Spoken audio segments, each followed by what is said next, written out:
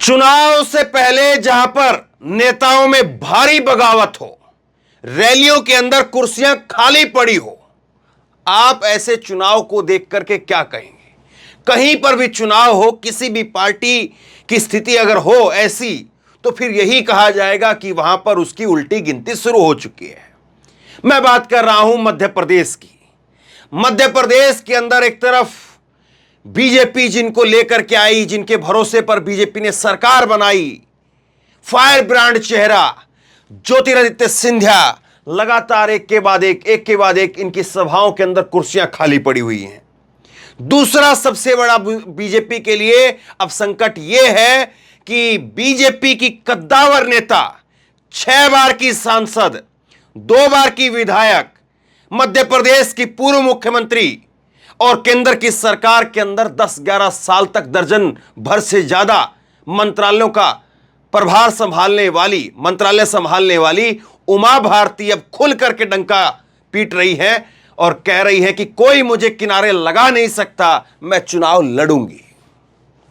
अब सोचिए बीजेपी की हालत कैसी है और बीजेपी के जीतने हारने के चांस कितने हैं। इस बात को जरा आप देखिए, एक एक करके मैं आपको सारी खबरें दिखाता हूं और किस तरह से उमा भारती ने एक बड़ा बगावत का एक तरह से अंदर खाने युद्ध छेड़ रखा है। एक कोल्ड वार ऐसा चला हुआ है उमा भारती का, जिससे बीजेपी बहुत परेशान है। बीजेपी पलटवार नहीं कर पा रही है, क्योंकि उमा भारती के ऊपर पलटवार करना, उमा भारती के ऊपर बोलना मतलब अपने पैर के ऊपर कुल्हाड़ी मारना। अब उमा क्या कह रही है सुन लीजिए। उमा कह रही है 2019 में 5 साल के लिए मैंने ब्रेक लिया था, 2024 में चुनाव लड़ूंगी, कोई मुझे किनारे लगा नहीं सकता है, यह उमा भारती ने कहा है। उम्र चाहे 75 की हो, चाहे उम्र जो है वो 64 की हो, उम्र चाहे जो है वो 85 की हो, राजनीति नहीं छोड़ूंगी। उम्र अभी 64 की है उमा भारती की, तो मतलब अभी भी करीब करीब 10-11 साल जो हैं, जो नरेंद्र मोदी ने एक बनाया 75 साल का, कि 75 साल के बाद आप मार्गदर्शन मंडल में चले जाओगे, तो 11 साल अभी भी उमा भारती के बाकी हैं। और उमा भारती जब खुद कह रही है डंके की चोट पर कि मैं चुनाव लड़ूंगी, कोई मुझे किनारे लगा नहीं सकता है, तो इसका मतलब आप समझ सकते हैं कि क्या होगा। पहले मैं आपको सिंधिया की एक रैली की भीड़ दिखाता हूं, कितनी भारी भीड़ है, इसको देखिए, फिर उमा भारती का जो बयान है उस पर जो है बात करेंगे और किस तरह से आगे अब मध्य प्रदेश में राजनीति बढ़ती हुई दिखाई दे रही है, उस पर भी बात करेंगे। पहले ये भारी भीड़ देखिए ज्योतिरादित्य सिंधिया की रैली के।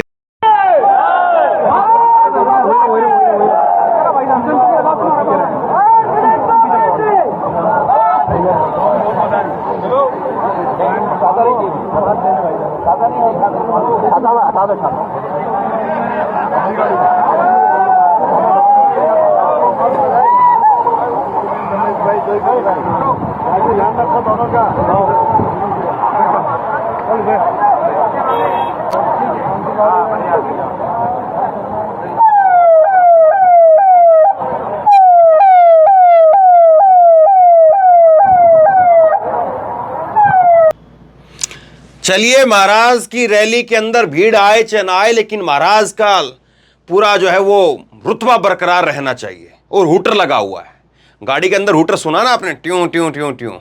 सुप्रीम कोर्ट ने क्या कहा है मालूम है आपको? खैर, इस वीडियो के ऊपर हम आगे बात करेंगे, किसने वीडियो शेयर की है, कहाँ की वीडियो है, कैसे ये वीडियो है। सिंधिया के ऊपर आगे बात करेंगे, लेकिन पहले उमा भारती पर बात करते हैं। उमा भारती क्या कह रही है वो सुन लीजिए, फिर आपको वीडियो दिखाता हूं।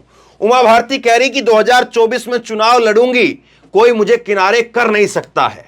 उमा भारती से पूछा गया कि वो बैठकों में नजर नहीं आ रही हैं, राजनीति से दूरियां बना रही हैं, क्या उमा भारती को दरकिनार कर दिया गया है या उन्होंने खुद दूरी बना ली है? इस पर उमा भारती ने कहा कि मैंने 2019 में ही कह दिया था कि 2019 में चुनाव नहीं लड़ूंगी। मैं 27 साल की उम्र में पहली बार चुनाव लड़ी, 6 बार सांसद रही, 2 बार विधायक रही, 11 साल केंद्र में मंत्री रही, मुख्यमंत्री रही। मैंने कहा कि 5 साल के लिए मुझे ब्रेक दे दो, गंगा का काम करूंगी, यात्रा पर निकलूंगी, लेकिन 2024 का चुनाव जरूर लड़ूंगी। इसलिए मैंने खुद को किनारे नहीं लगाया है, ना ही मुझे किनारे कोई लगा सकता है। यह उमा भारती ने कहा है। अब जरा सुनिए उमा भारती का बयान, क्या कह रही है उमा भारती, सुनिए। चुनाव लड़ने से इसलिए मना कर दिया था क्योंकि बहुत तो मैंने कहा 5 साल का ब्रेक दे दो। मेरे को लगा कि लोग इसके बारे में ऐसा नहीं बोलेंगे, तो लोगों को लगा मैंने राजनीति छोड़ी। हमें कहते कहते थक गई कि मैंने राजनीति नहीं छोड़ी, मैं 75 की नहीं 85 की हो जाऊंगी, तब तक राजनीति करूंगी, मैं अगला चुनाव भी लड़ूंगी। खाली ये 5 साल में जिसमें मैंने ब्रेक लिया। उमा भारती कह रही कि मैंने बहुत राजनीति की, और कायदे से सच्चाई भी है। 27 साल की उम्र में पहला चुनाव लड़ा था उमा भारती ने, और लगातार 37 साल तक वो राजनीति में हैं, और इस वक्त उनकी उम्र 64 साल है। उमा भारती 6 बार की सांसद रही, करीब करीब जो है वो, हालांकि इस बीच में कुछ जो लोकसभा के चुनाव हुए उनका जो समय रहा वो कम रहा, लेकिन फिर भी 25-30 साल तक उन्होंने केंद्र की राजनीति की है। मध्य प्रदेश की मुख्यमंत्री रही है वो, और आगे मैं आपको सुनाता हूं क्या कह रही हैं कि 173 सीट मैं लेकर के आई और 20 सीट वाले महाराज को आप जो है वो आगे बढ़ाने का काम कर रहे हैं। वो आगे मैं आपको सुनाता हूं। तो ये सारे समीकरणों को अगर आप देखेंगे तो सीधे तौर पर लग रहा है कि बीजेपी की यहां पर उल्टी गिनती शुरू हो रही है। भले ही टीवी चैनल में किसका चेहरा कितना दिखाया जा रहा है, किस सर्वे के अंदर किसको कितना जिताया जा रहा है, लेकिन जो जमीनी हकीकत है और नेताओं के बीच में जिस तरह की आपस में टकरार यहां पर देखने को मिल रही है, वो साफ तौर पर बहुत कुछ कह रही है। अब आगे देखिए, उमा भारती कह रही है कि अब बुलाने पर भी नहीं जाऊंगी, जन आशीर्वाद यात्रा का निमंत्रण न मिलने पर उमा भारती का दर्द छलका। यह खबर मैं आपको पहले बता चुका हूं, लेकिन जरा समझेंगे तो पूरी खबर को समझेंगे तब पूरी बैकग्राउंड जो है समझ में आएगा।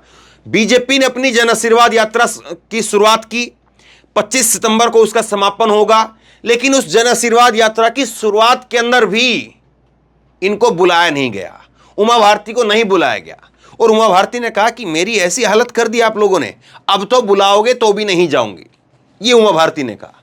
दूसरा उनका एक जो है वो इंटरव्यू मैंने देखा अशोक सिंघल के साथ में, आज तक के वरिष्ठ पत्रकार है अशोक सिंघल, और इनके साथ में बातचीत में कहती हैं कि इतने नेताओं की फोटो लगाई है, मेरी भी एक फोटो लगा देते, ये उमा भारती कह रही हैं। आपने देखा होगा बीजेपी का जो एक वो रथ है, उस रथ के अंदर जो है वो बीजेपी उमा भारती कह रही कि इतने सारे नेताओं की फोटो लगा रखी उस रथ में आपने, तो एक फोटो मेरी भी लगा देते, उसमें क्या दिक्कत थी भाई? आप जो है वो मध्य प्रदेश की पूर्व मुख्यमंत्री रही हैं और आपकी पार्टी की एक नेता है, कद्दावर नेता है, कोई मना कर सकता है क्या?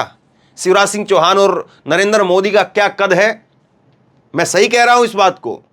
शिवराज सिंह चौहान और नरेंद्र मोदी, इनका क्या कद है उमा भारती के सामने? अगर आप उठा करके देखेंगे तो वो बात अलग है कि आज कौन कहां पर बैठा है, लेकिन उमा भारती एक फायर ब्रांड नेता रही है बीजेपी की। राम मंदिर से निकली हुई उस बीजेपी का जो एक बड़ा मुहिम चली राम मंदिर को लेकर के, वहां से निकली हुई नेता है, और आज उसको ही हाशिए पर डाल दिया आपने। तो सोचिए फिर बाद में कौन किसका क्या करेगा। आगे देखिए, उमा भारती का एक दिक्कत यह भी है, एक दर्द उनका यह भी है कि 19 सीटों के ऊपर उन्होंने दावा ठोका था, अपने समर्थकों के लिए टिकट मांगे थे, लेकिन बीजेपी ने कोई जवाब नहीं दिया। भाई उमा भारती, चलिए ठीक है, आप चाहते हैं कि उमा भारती चुनाव ना लड़े, लेकिन कोई ऐसा तो हो नहीं सकता ना कि किसी नेता ने जो है वो मुख्यमंत्री रहा और कोई नेता जो है वो 25-30 सालों से जो है वो देश की राजनीति में है, और वो नेता जो है वो मटर छीलने का काम करे, अपने घर बैठ जाए। हालांकि ये अविवाहित हैं, शादी नहीं किया, परिवार नहीं है, लेकिन इनका भी तो अपना एक जो है राजनीतिक परिवार तो है ही। इनके समर्थक हैं, इनके समर्थक जो इनके साथ लंबे समय तक जुटे रहे, तो जाहिर सी बात है आज वो टिकट मांग रहे होंगे और कह रहे होंगे कि दीदी टिकट दिलवाइए। और दीदी की अगर इतनी भी नहीं चल रही कि दीदी जो है वो अपने 4 लोगों को टिकट दिलवा पाए, तो फिर दीदी क्या करेगी? तो उमा भारती के लिए आज वो समय आ गया है, और ऐसे समय में उमा भारती पूरा झंडा बुलंद कर दिया है उन्होंने कि बीजेपी के अंदर जो है वो अब आर या पार करने के मूड में दिखाई दे रही उमा भारती। अब जो वीडियो मैंने आपको दिखाई थी खाली कुर्सियों की, वो वीडियो कांग्रेस ने, एमपी कांग्रेस ने ट्वीट किया, और एमपी कांग्रेस ने ट्वीट करते हुए लिखा कि सिंधिया की खाली कुर्सियों वाली सभा, खाली कुर्सियों को हाथ हिलाते रहे भाई साहब, न इज्जत बची न लोकलाज। शिवराज जी अपने जिस खिलौने को करोड़ों में खरीदा था वो तो नकली निकला। श्री अंत का ये अंत है प्यारे। ये कांग्रेस ने कहा कि आपने करोड़ों रुपए में जिसको खरीदा वो खिलौना तो फुस निकला, खाली निकला, नकली निकला। ये जो कांग्रेस ने कहा। एक बार जरा फिर से देखिए वीडियो।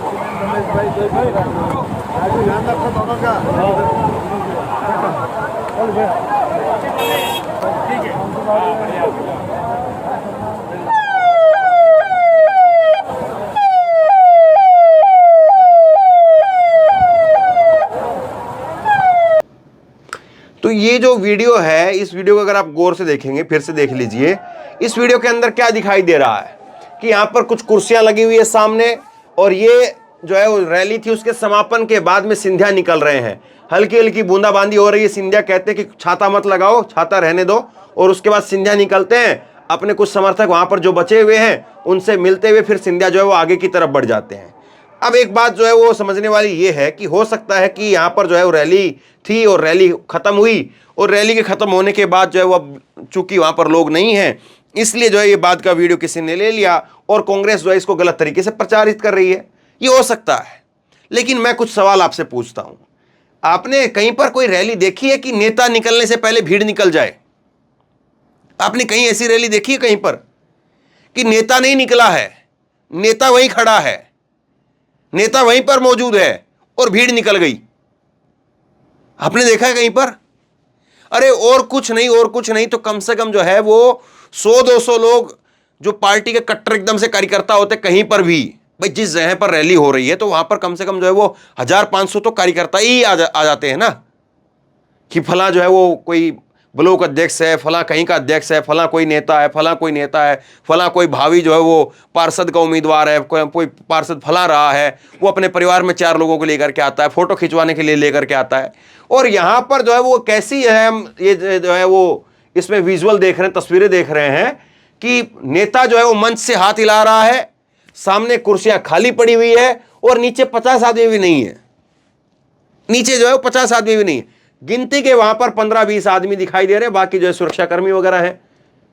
ये एक दो जो है वो टेंट वेंट वाले भाई साहब हैं, जो टेंट वेंट अपने जिसको समेटना होगा, खत्म करना होगा, वो खड़े हुए हैं। तो बताइए ये कैसी हालत है, ये कैसी रैली है, ये समझ से परे बात है। और अब दूसरा देखिए, इन्हीं सिंधिया, जिस सिंधिया को जो है वो बीजेपी बड़ा चाव से जोर शोर से लेकर के आई थी और सोचा था कि पता नहीं सिंधिया तो क्या करामात कर देंगे, यही सिंधिया साहब जो है जिनके साथ में कांग्रेस के उस वक्त कुछ विधायक आ गए थे, अब इन्हीं सिंधिया के बारे में उमा भारती क्या कह रही सुनिए। जन आशीर्वाद यात्रा पर नहीं बुलाने पर उमा भारती नाराज, का सिंधिया ने आपकी सरकार बनाई, मैंने भी आपको सरकार बना करके दी, निमंत्रण की औपचारिकता तो निभाते।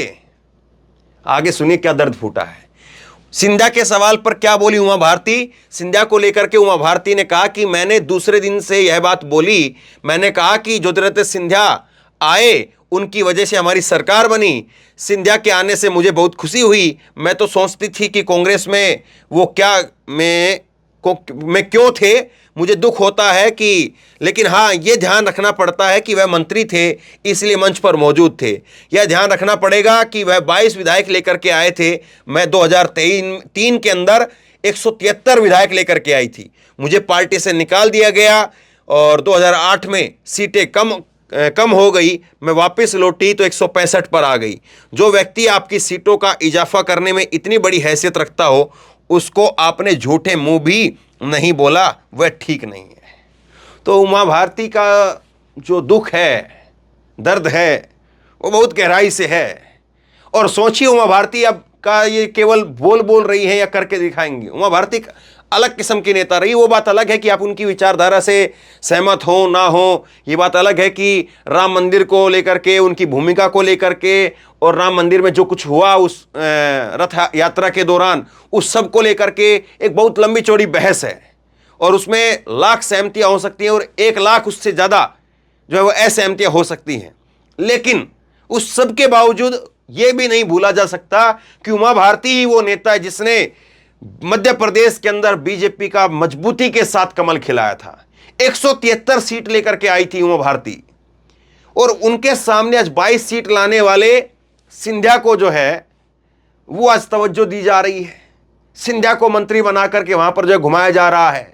एक वक्त में तो सिंधिया को मुख्यमंत्री बनाने की बात चल पड़ी थी, लेकिन वो तो किसी ने समझा दिया कि अगर इनको मुख्यमंत्री बना दिया तो चुनाव से पहले ही चुनाव हार जाओगे, तो वो तो बात नहीं हो पाई। लेकिन यहां पर उमा भारती कह रही कि आप देखिए क्या कर रहे हैं, 22 सीट वाले को आप जो है घुमा रहे हैं, 173 सीट वाले को घर बैठा रहे हैं, और मत भूलिए कि जब मुझे निकाल दिया गया था पार्टी से तो आपकी सीटें कितनी थी, और जो दोबारा पार्टी में आई तो 165 सीटें फिर भी आई थी। तो ये उमा भारती जो है वो कह रही है। इसके साथ साथ केवल मध्य प्रदेश में झगड़ा सिंधिया और जो है वो उमा भारती का नहीं है, दिक्कत मध्य प्रदेश में बीजेपी को सिंधिया और उमा भारती से नहीं है, दिक्कत बीजेपी के लिए बहुत ज्यादा है। एक और वीडियो मैं आपको दिखाता हूं, एक वीडियो आपको मैं और दिखाता हूं, और इस वीडियो को भी देखिए। केंद्रीय मंत्री के सामने निकला बीजेपी के इस बड़े नेता का गुस्सा, चिल्ला करके बाहर निकल गए। इंदौर के अंदर एक कार्यक्रम हो रहा था, वीडियो है बाकायदा, वीडियो मैं आपको दिखाता हूं। और इस कार्यक्रम के अंदर शिवराज के मंत्री हैं तुलसी सिलावट, और तुलसी सिलावट के ऊपर जो है वो इंदौर में सीताराम बाथम जो है वो फूट पड़े। ये यहां पर जो चिल्लम चिल्ली और खूब जो है वो, आप जानते हैं किस तरह से लड़ाइयां होती है नेताओं के बीच में, तो उस तरह का पूरा प्रोग्राम है। पहले इसको देखते हैं, फिर बाद में इस खबर पर आगे बात करेंगे।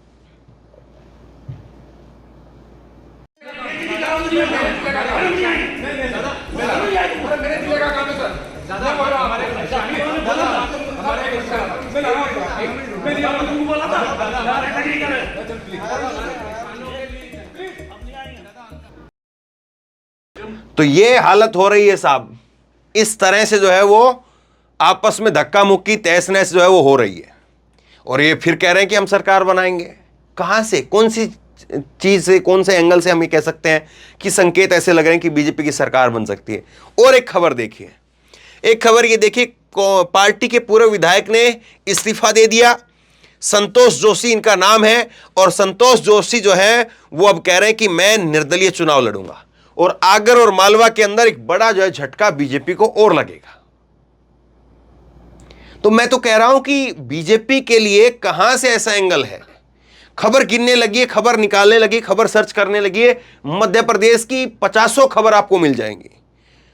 और वो तो मैं आपको दिखाई नहीं रहा हूं, वो तो मैं बात ही नहीं कर रहा हूं, जहां पर 1100 गाड़ियों के काफिले के साथ फला नेता जो है वो बीजेपी छोड़ करके कांग्रेस के अंदर आ गया, फला मंत्री 1150 गाड़ियों का काफिला लेकर के छोड़ करके आ गया, 2000 गाड़ियां लेकर के आ गया, 500 गाड़ियां लेकर के आ गया, सिंधिया के करीबी नेता फला ने जो है बीजेपी छोड़ दी, फला मंत्री ने बीजेपी छोड़ दी।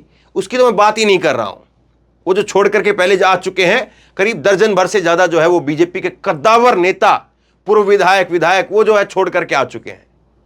तो उनकी तो मैं बात ही नहीं कर रहा हूं। अभी जो ताजा अपडेट है केवल मैं उसकी बात कर रहा हूं, और अगर पूरी कहानी को जोड़ेंगे तब तो फिर पता नहीं कितना बड़ा अध्याय बन जाएगा। दूसरी तरफ कांग्रेस जो है वो आरोप लगा रही है, और कांग्रेस अपना खुद का प्रचार भी कर रही है। कांग्रेस कह रही है, कांग्रेस के नेता है गोविंद सिंह, और गोविंद सिंह ने कहा है कि बीजेपी प्रत्याशियों को पैसा दे रही है। तो मतलब बीजेपी पूरा जो है वो दमखम अपना लगाएगी, किस तरीके से लगाएगी, कैसे लगाएगी मालूम नहीं, लेकिन लगाएगी जरूर।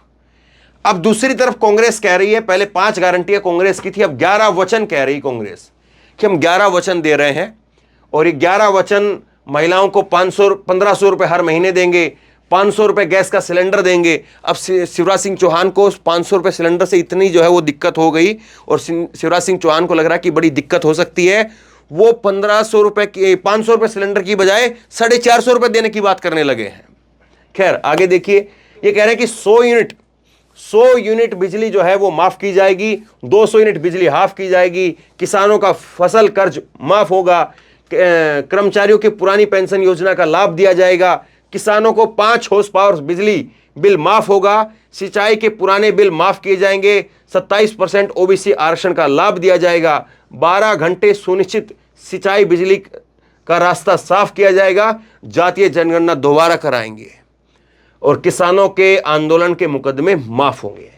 तो ये कांग्रेस अपनी तरफ से कह रही है। अब दोनों चीजों को अगर आप तोल करके देखें तो बीजेपी के अंदर जिस तरह से बगावत हुई है, जिस तरह से कुर्सियां खाली पड़ी रही है, वैसे तस्वीरें जो है वो कांग्रेस की निकल करके सामने नहीं आ रही है, क्योंकि आईटी सेल तो सबसे मजबूत बीजेपी की मानी जाती है, लेकिन वायरल किसकी हो रही है? वायरल फिर भी बीजेपी की हो रही है। क्यों? क्योंकि बीजेपी की ही खाली दिखाई दे रही हैं। बीजेपी के अंदर ही बगावत है इसलिए, या कांग्रेस की है लेकिन बीजेपी वायरल नहीं कर पा रही है? आप खुद सोच करके देखिए। नीचे कमेंट बॉक्स में अपनी राय लिख करके जरूर बताइए कि इन सारी चीजों को अगर आप देखें, भारी बगावत, कुर्सियां खाली पड़ी हुई हैं, तो इन सब चीजों को अगर हम देखें, नेता छोड़ करके जा रहे हैं, तो क्या वाकई आपको लग रहा है कि बीजेपी के जीतने के चांस 100% आपको दिखाई दे रहे हैं? या आपको लग रहा है कि ये सब चीजों को अगर आप देखते हैं तो लगता है कि बीजेपी की उल्टी गिनती शुरू हो रही है, बीजेपी के लिए बुरे संकेत है? आप बताइए, आप क्या सोचते हैं? नीचे कमेंट बॉक्स में अपनी राय लिख करके जरूर बताइए। इस वीडियो को खूब शेयर कीजिए, लोगों तक पहुंचाइए, और इसी तरह की तमाम खबरों के लिए ऑनलाइन न्यूज इंडिया को सब्सक्राइब कीजिए। साथ में जो बेल आइकन है घंटे, उसको जरूर दबाइए, ताकि जैसे ही कोई खबर अपलोड करें उसकी नोटिफिकेशन सीधे सबसे पहले आपको मिल सके। और अगर ये वीडियो फेसबुक पर देख रहे हैं तो फेसबुक पर हमारे पेज को लाइक कीजिए, फॉलो कीजिए और इस खबर को शेयर कीजिए। धन्यवाद।